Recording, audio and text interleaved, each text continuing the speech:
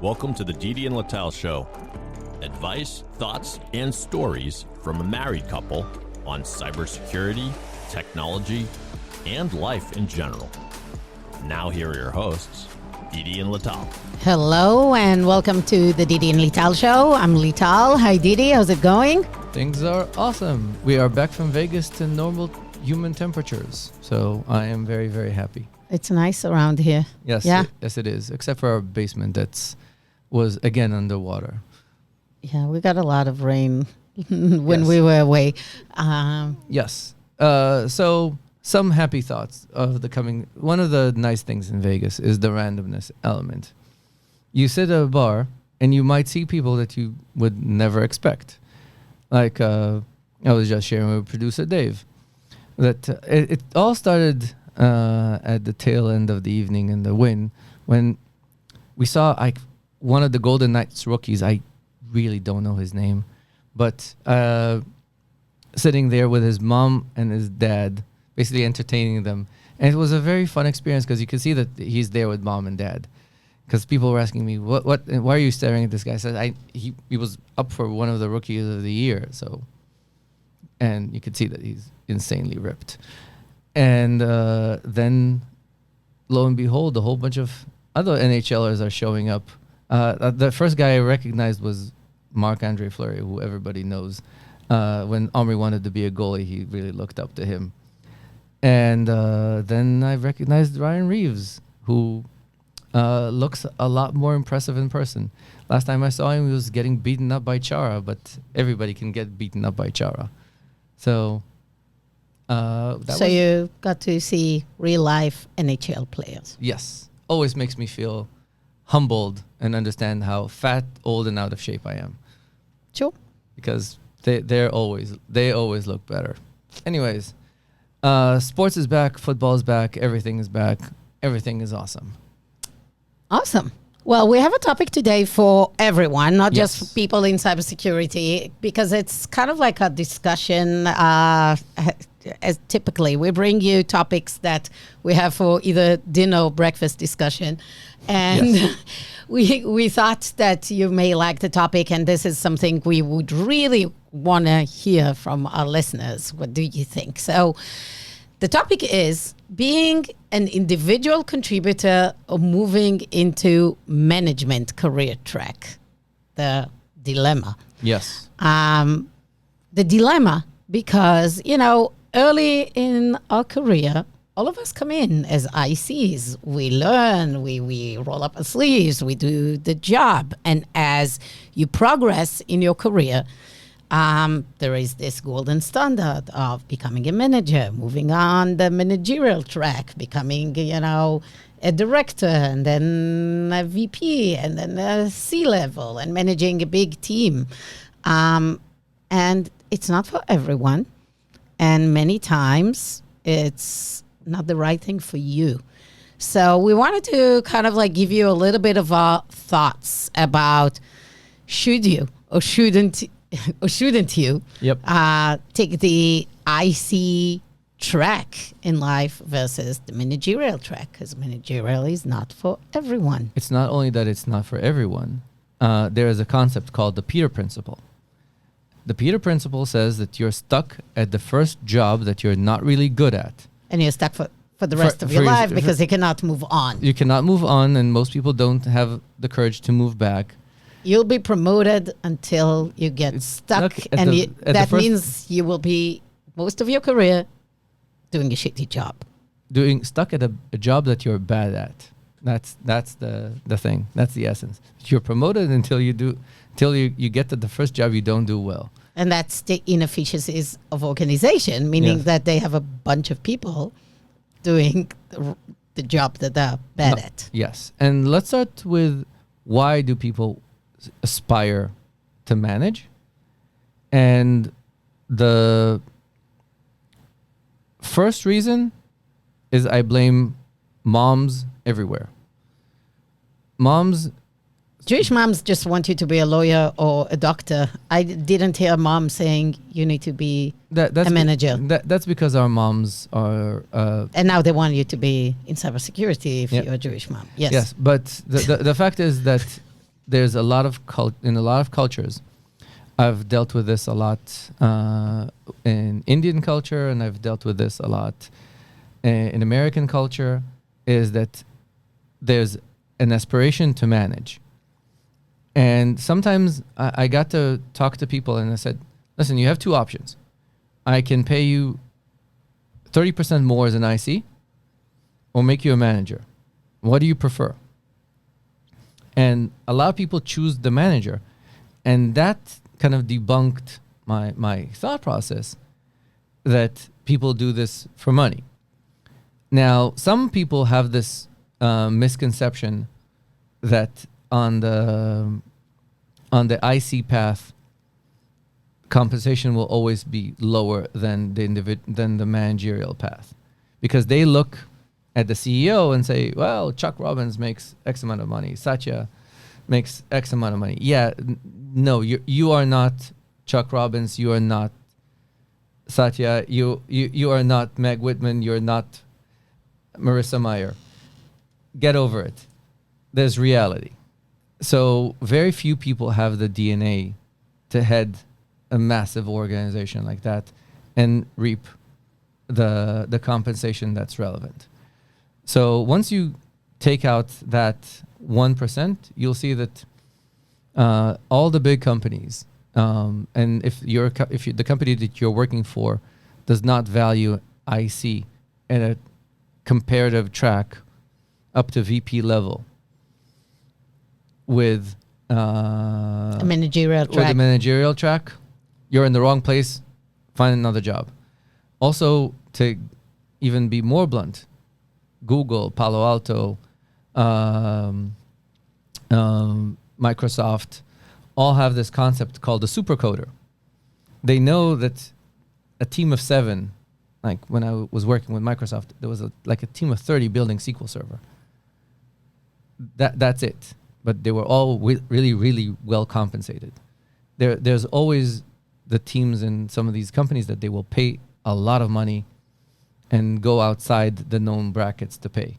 So if you're really, really good at your job, more likely than not, and you can be in the top tier of your job, there's a possibility that you'll be better compensated as an individual contributor. It's also true for sales, right? Yes. We've seen so many salespeople making more than a CEO of a company because they're rainmakers and they can close huge deals and, get into the accelerated quota and, they hit 7-number figures easily. Not easily, they work very hard, but they don't manage. They don't need to have the complexity. Closing deals is complex enough, and they go this route. But a lot of people think, even in sales, not just in coding and in engineering, I need to go and move into managing others instead of staying in an individual contributor role. So I think there is more to that. It's not what you call the fault of the mother. I think we are in a society that, being a manager, having a managerial position has a little bit more of a prestige, seems more lucrative. I don't know if it's true or not, but it's a status, I think.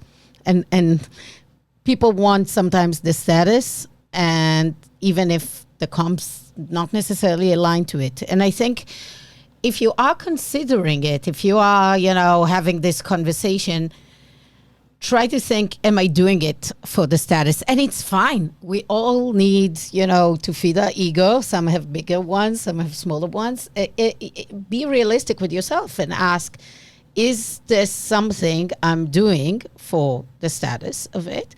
And it's fine. And you can admit it to yourself and go for it if that's important.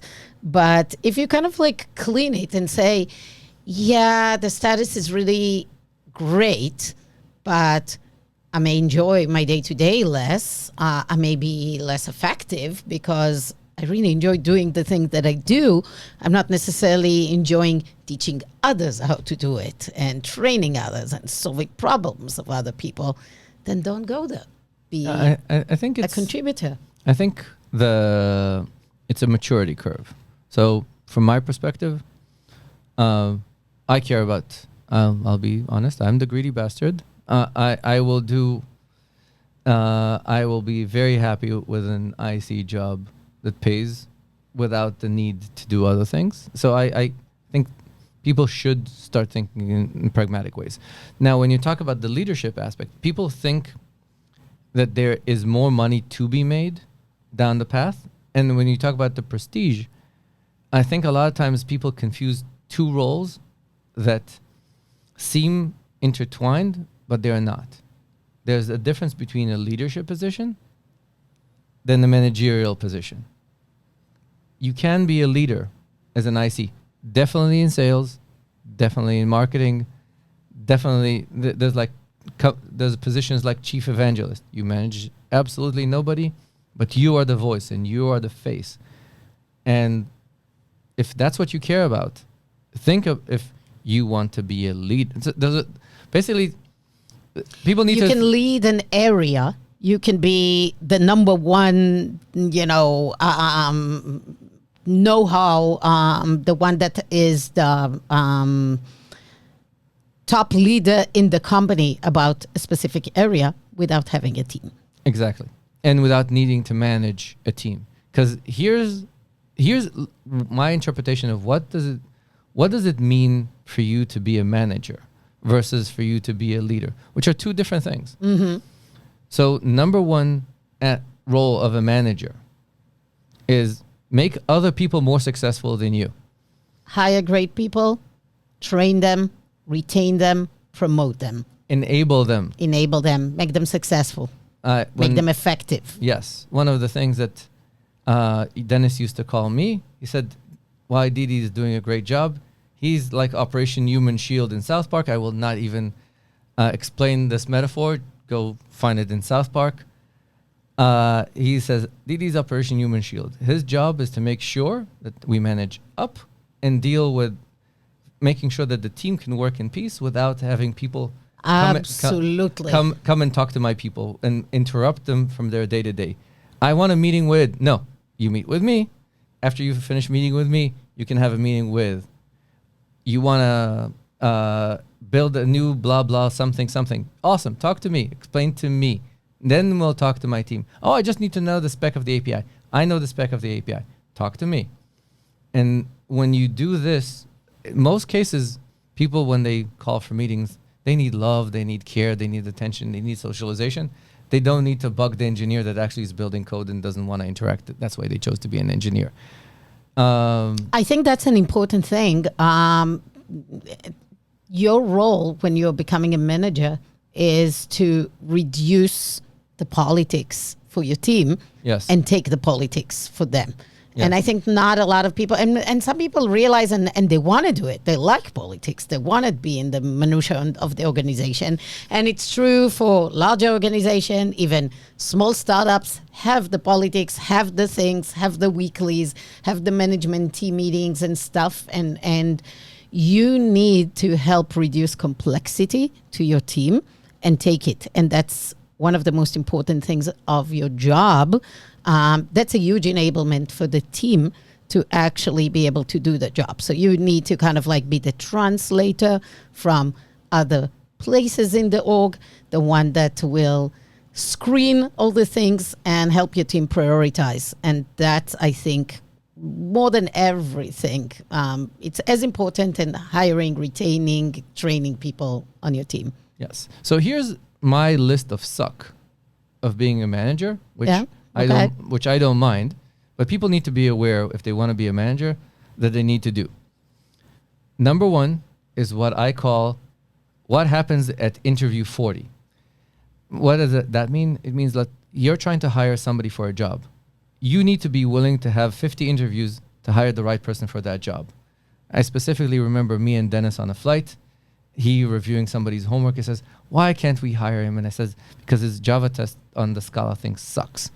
And he says he's a Java developer that wanted to do the interview in Scala without understanding Scala. He says, "Yeah, you're right, but I really need to fill that headcount." I said, "And what happens when we need to fire him?" Make sure that you are able to deal with interview fatigue, because your number one role as a manager, make sure that you only hire the best people for your team. Number 2 list of that list of suck is be ready to fire a friend. You might hire the friend, be willing to fire him or her, because a lot of times you'll hire somebody that you've worked with, know, and have a rapport with, and they shift and they change, and life changes and things change. The company shift and they need something else. Sometimes it has nothing to do with the capability of the person. Sometimes, priority of the company shifts. And so if you're not willing to have interview fatigue, firing a friend, dealing with tons of office politics, and understand that your team is not a clone of how you used to be. That's like, if I need to put the number one problem of every manager I've ever seen, it's the worst in sales. By the way, it's the worst in sales. But engineering is a very, very close second. I don't know how it is in marketing. I'll let you. What do you mean by hiring the mini-me? So you want people that do it your way, follow your way. Do things your way. Yeah, exactly the same. And my point to every single manager that I've ever managed or hired or tried to train is, you hire people because they are not you. Absolutely. I want people that are better than me, that are complementary to me, that knows things that I don't. Definitely.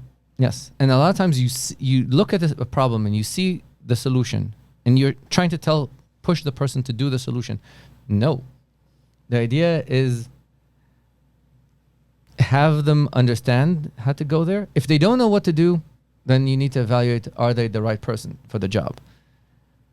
But you need to make people be willing to have different outcomes and different solutions than what you would think. Mm-hmm. Don't try to build a team of mini-me's.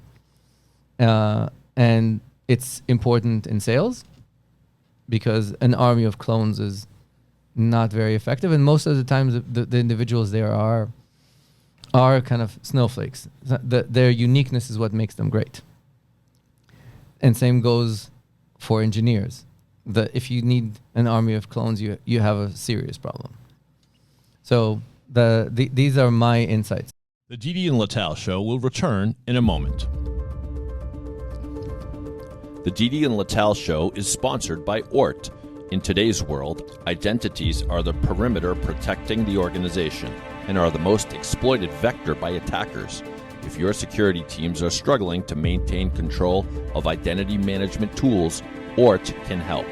ORT offers a centralized platform for discovering, monitoring, assessing, and remediating identity threats to your business. While most security platforms can take weeks or months to start identifying and remediating risks, with ORT, your security teams can get started in as little as 30 minutes and start securing the identity perimeter immediately. ORT will surface the most critical vulnerabilities and give your security teams the recommended action steps. Start your trial today at ORT.io. That's OORT.io. What are your insights of the things that the things that first-time managers or second-time or kind of the skip-level managers don't realize? I think you need to realize, if you are an IC now transitioning to a managerial role, you need to realize that you will need to let go. I see a lot of ICs transitioning for being a manager the first time, still kind of obsessing about, every bits and piece of what they do and try to correct. You need to understand that it's not scalable. You've been, and many managers in the first managerial roles have a hybrid role. They are IC as well as a manager.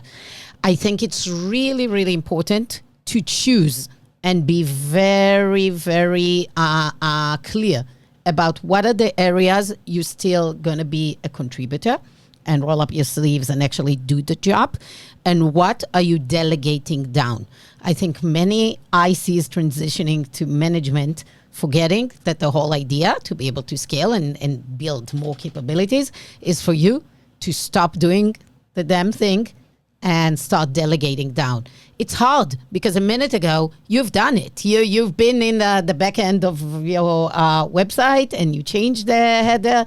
I was doing it all the time. I still do from time to time. But what does it tell my team?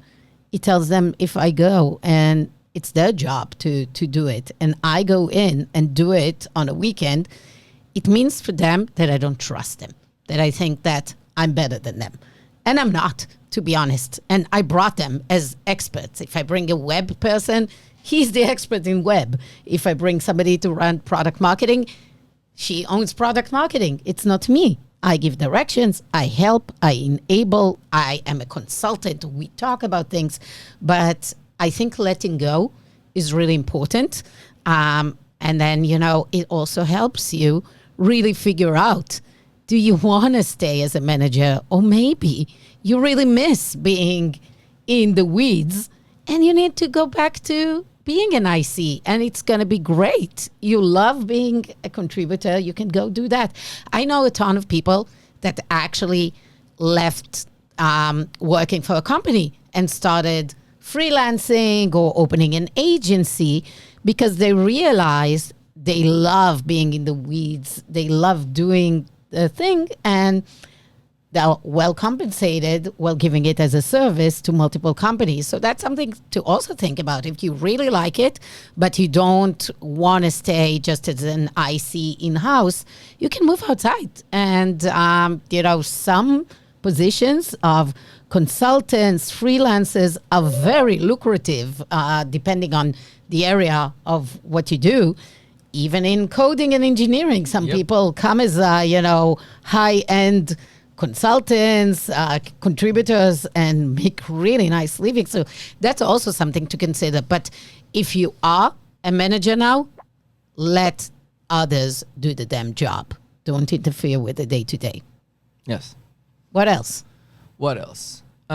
Here are things to consider that are very, very valuable to be when you are an IC. And why being an IC is a very important part of the job. I think one of the things we keep talking about, the what not to do when you're a manager. But this is a question to ask yourself when you're doing something, is what is your number one passion when you wake up in the morning? Think of, you have your tasks. What is the first thing you're thinking of your day-to-day stack of tasks that you want to do? And if the first task that you want to do is solve problem, think of why you want to solve problem.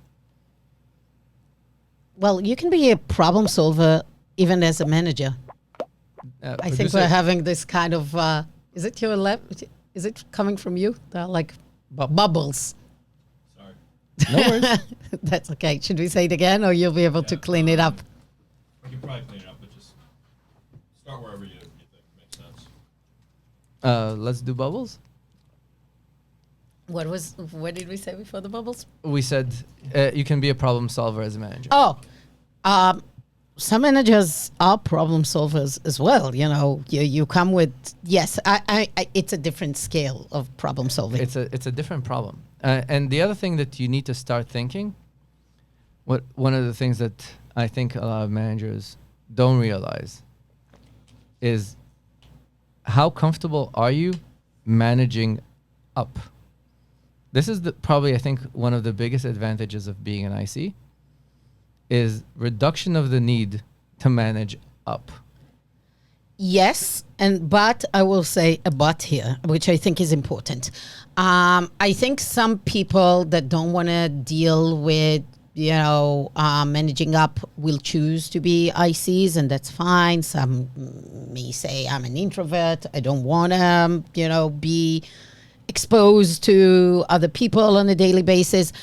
I think, even though it's really important if you want to move up even the IC ladder, for you to being able to show the organization the magnitude of your contribution, your skills, your uniqueness. And it's great when, individual contributors anywhere could have exposure to management. First, managers, make sure you make your individual contributors shine by giving them opportunities to shine and understanding the limitations. If they're introvert, if they're not big in presentations, don't make them present to your CEO. That's fine. But instead, do a screenshot of something nice that they did and tell the CEO. Do a shout out. Submit them to those internal awards that you have in your company. Make sure the work is seen. And you as an IC, make sure your boss and his boss are aware in one way, shape, or form. It doesn't need to be, fighting their politics, but people need to know that you are part and have an important part in the contribution of what the company is building. So I think it's critical because people think, oh, what's great, I'm going to be just an individual contributor. I'll come, I'll code, I'll go home. I don't need to know if we're selling. I don't need to know what we're doing. I don't need to be involved. No, be involved. Know how your code is improving the customer experience. Know what it is. Look at a customer testimonial about a feature that you built and make sure people are aware that this testimonial that came, this great, customer call that said that I love this feature is because of the things that you coded. People need to know and acknowledge it, and people forget. So it's everyone's job to make sure people are aware of their contribution. What do you think? I think you misunderstood what I said. Oh, okay. That's typical. So, yes. If you remember in previous episodes, I said that if the engineering team doesn't know what the company does, you need to fire them. Yeah, we said it. We said it. So my expectation when I say managing up, it's a very different thing than what you just said. I think everybody in the company, doesn't matter which part and what we're, need to understand the business value, understand what you're doing is valuable. If you don't understand the basics of you did something and nobody knows about what you did nothing. If you don't know all these things, these are table stakes. When I talk about managing up, it's a lot more of the complexities of the organization itself, and this is a different aspect than understanding the business. So I do want every single person in the company, doesn't matter what they do, to ask where is revenue coming from? Are we doing a good job at these? This is outside the scope. The managing up is be able to deal with your line of business contribution to the business in a way that the manager gets the right level of attention span. So what I think when I think of ICs and managing up is you need to know that you have a good fit with your boss. And if you have a good fit with your boss, stick with him. The dealing with the rest, this is kind of where it starts becoming the more complex. Am I making sense, or am I being a little bit too vague? Maybe a little bit vague. But I think when you talk about managing up, part of it is what we talked about, the politics, the complexities of the things that go beyond, what your team is actually building and delivering, the other complex, understanding other places in the organization. I think the most important thing when managing up in general, and it's important for IC with his manager of others with their managers and stuff, we want to make our bosses successful. Yes. We're successful when we're making our bosses successful. So also taking the day-to-day from them and understanding what will make them successful and, calibrating for that, it's important. But I think that's more of the company KPIs. So Remind me, what was the new shiny toy in the managerial space? What? OKRs? OKRs, yes. Objective. Yeah, blah blah. Who cares? Yeah. Yes, That's the same. yes. Another word for KPIs. So KPIs is simple to explain. What is the company's KPIs? If the company needs to make 3 million ARR, everybody needs to ask themselves, what do they do to get there? Yeah. That means a good It's fit simple. and that doesn't matter if you're an IC or a manager. But I think the difference between the two is a little bit of an understanding of the aggregate. And I think I think we are going into completely different conversation, so let's get back. Okay. Could be. Yeah, As you I know, don't think some of it's us relevant travel. for that. Some of us have traveled and Yeah. Let's bring you back. So bottom line, I want to wrap this and be meaningful and helpful for people that are actually considering that. I think ask yourself, and what's good for me now? Also understand that you can go in your career in different ways. You can go for a while and be an IC. Sometimes it's a better fit also for your place in life, your work-life balance situation, your availability to participate in management calls versus your need to be maybe remote, maybe having flexible hours. So there is also a lot to think about it. And I always tell people that are thinking of taking sabbaticals or taking a leave that sometimes it's better to actually, instead of taking a sabbatical or leave and stuff, to actually transition for a while. Instead of being taking another managerial role, just go and be an IC, maybe in a reduced capacity. But still, you're going to learn so much. You're going to be exposed. You're going to stay on top of the newest technologies, methodologies, get exposed to other ways of doing things. So I think it's also really relevant for people, needing a change or needing some different times. And then you can always come back. I think the best managers are those that at least know a few of the IC roles in the kind of stack.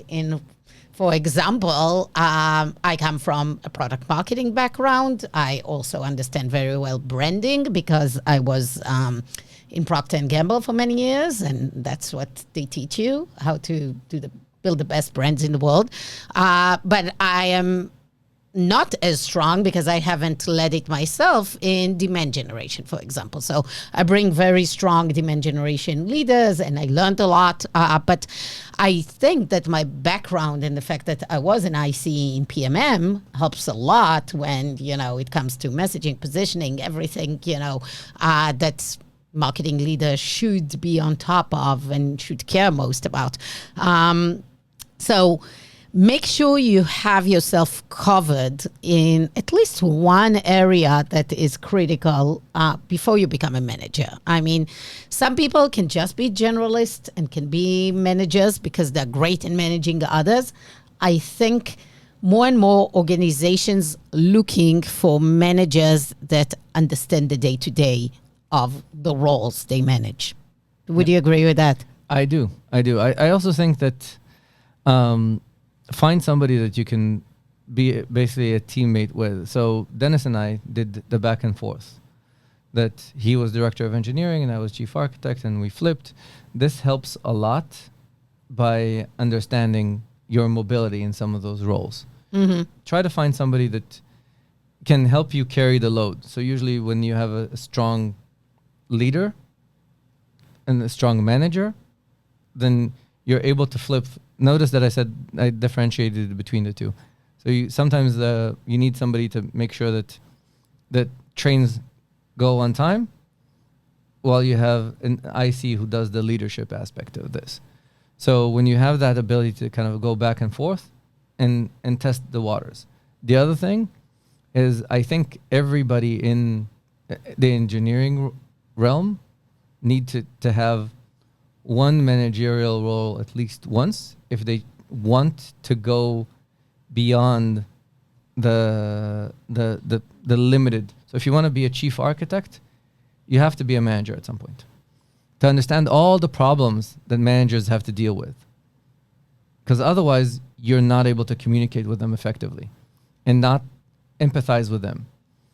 So if you're trying to be chief architect, if you're trying to be CTO, if you're trying to be any of the high-end IC jobs, you have to do some managerial job, even if you are really bad at it. Actually, the worse you're at it, the more likely that you're going to be very successful at those high IC roles. You will become more humble and you will learn stuff. You'll understand the constraints. You'll understand the problems that the other side is dealing with. And that makes you a better communicator. That's a great point.